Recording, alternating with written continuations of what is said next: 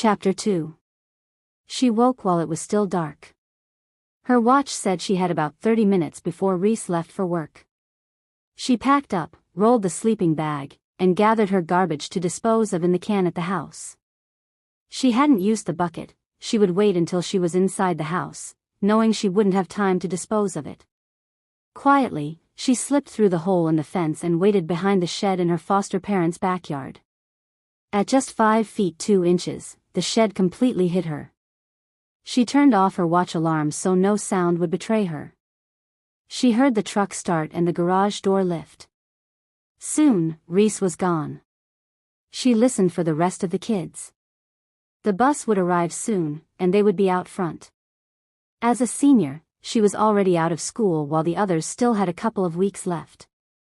She heard all 7 of them chatting as they waited at the curb. Their foster mother wouldn't let anyone skip school and refused to pick them up if they got sick. Calling home from the nurse's office only got you punished, even when it was school policy. The sound of the bus pulling up echoed in the yard. The clamor of kids boarding filled the air. As it pulled away, Sky felt a stab of sadness. Even though they weren't close as a family unit, she wouldn't see any of them again. Her foster mom, Margaret, would soon leave for a day on the town with her friends getting her hair and nails done, buying clothes she didn't need, meeting Reese for lunch. She wouldn't make it home until just before the other kids got off the bus at 4 in the afternoon, to ensure they would do the chores and cook dinner before Reese got home from work at 5. She did very little, making the kids keep the house and laundry done. She waited behind the shed, listening as she heard Margaret's car start in the garage as the door slid open.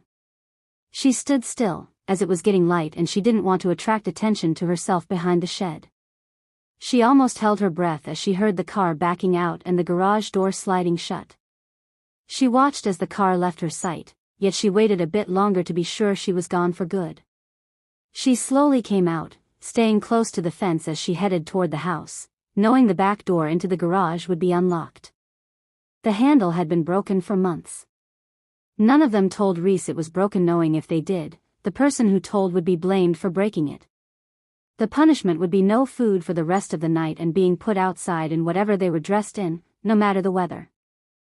So the unspoken agreement was not to tell. The handle looked locked from the inside, but the lock itself didn't engage. Sky hesitated as she reached for the door. She had to do this even though it was technically breaking into the house, but she needed her stuff or she would never survive. She grabbed the handle, slipping into the garage. She shoved her trash from the night deep into the trash bin. She slipped her shoes off, grabbed them, and didn't hesitate this time.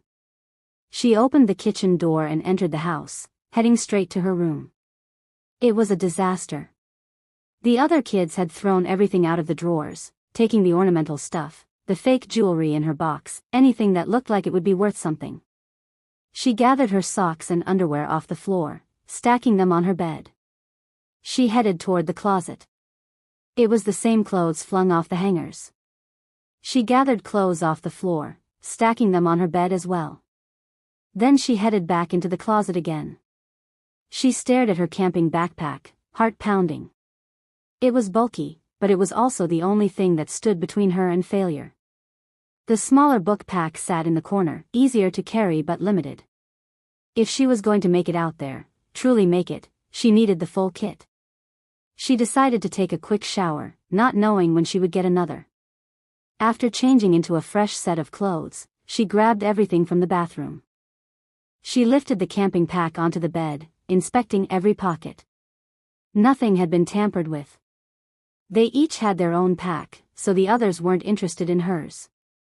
She tucked socks, underwear, and bras into the main compartment, layered clean cargo pants, 2 black, tan, green, brown, while stuffing rolled shirts in between, and secured her brush and tampons in the side pouch. She split the $300 from her envelope she had hidden among the camping stuff so it wouldn't be found, spreading it across the bag, hiding bills in the lining, beneath her boot pads, and kept $40 in her front pocket. The 3 water bladders slipped inside, the other into the outer sleeve with the drinking tube in easy reach. She also grabbed the envelope containing the diplomas, transcripts, and letters, putting it into the large waterproof pocket on the front of the pack. The pack was heavier than she'd like, but it was hers. It had to be. It was her survival until she got somewhere else, anywhere but this town, where she could be easily found. She tucked in everything and made sure all the zippers were closed. She strapped her sleeping bag and tent to the outside, pulling the ties tight. Her knife and multi-tool went into the side holster, quick to reach. Boots laced and secured. A jolt of fear passed through her. She couldn't be out there without protection.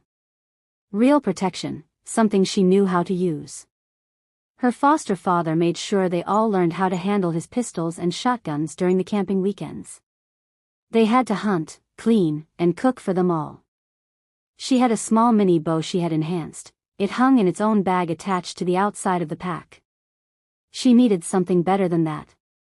Grabbing the rubber gloves off the kitchen counter, she slipped them on, then crept into the master bedroom and retrieved her foster father's Sig Sauer, 2 loaded magazines, and boxes of ammo from the bedside table. Nothing else. She didn't linger. She replaced the gloves exactly where she had found them and headed toward the garage door. Back in the garage, she tucked the ammo into the pack.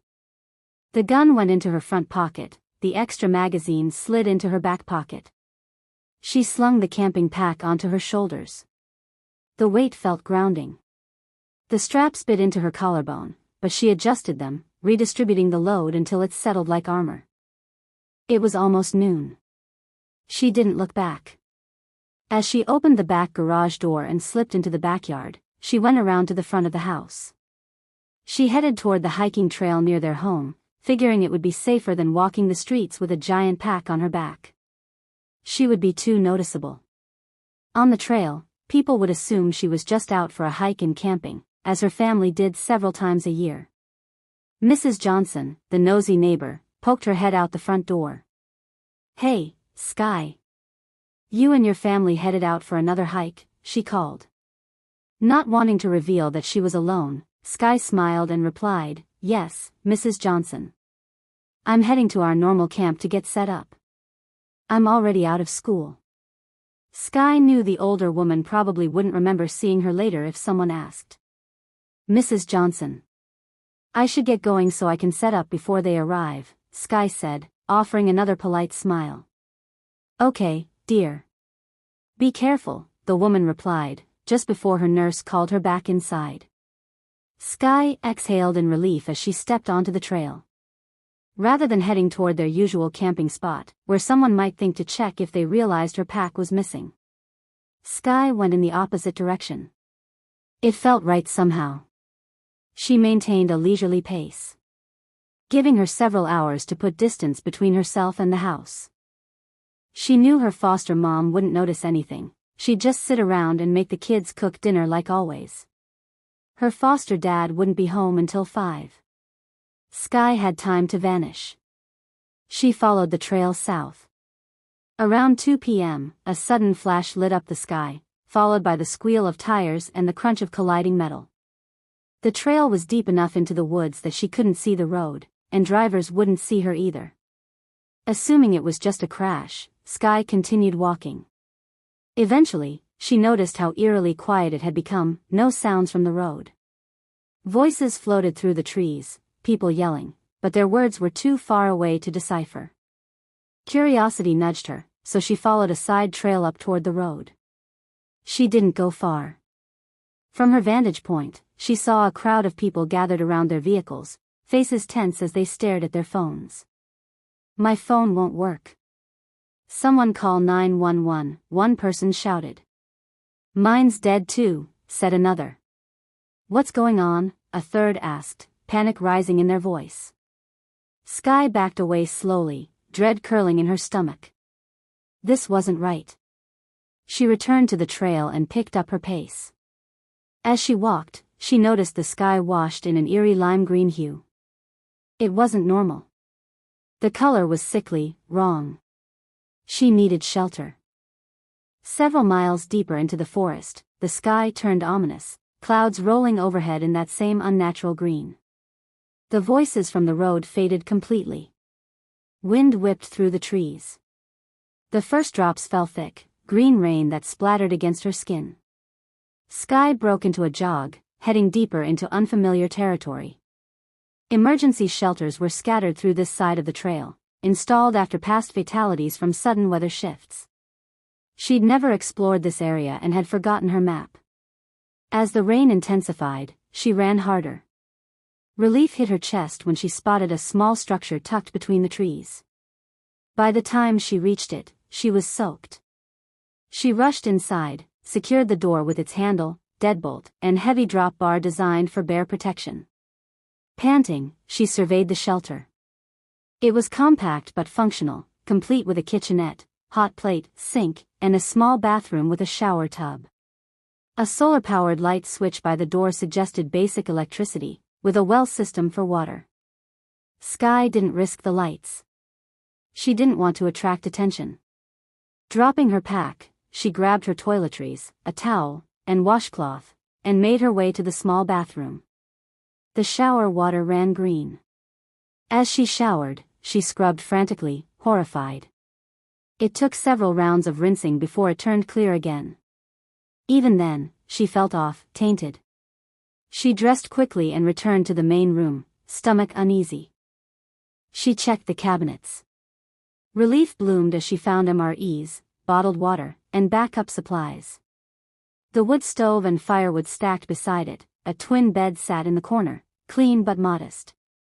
She checked the window locks, pulled the curtains tight. The one on the door didn't open, but the glass was bear-resistant. This added a small comfort. Outside, the green rain continued to fall. Faint noises sounding like screams echoed in the distance. Skye's head throbbed. Nausea churned in her stomach. She crawled into her sleeping bag and lay on the bed. Her sleep came in fits. She woke burning with fever, crawling to the cool floor beside the toilet. Her stomach lurched violently. She vomited what little she'd eaten, sipping water gently between waves of sickness. The cramps and fever worsened.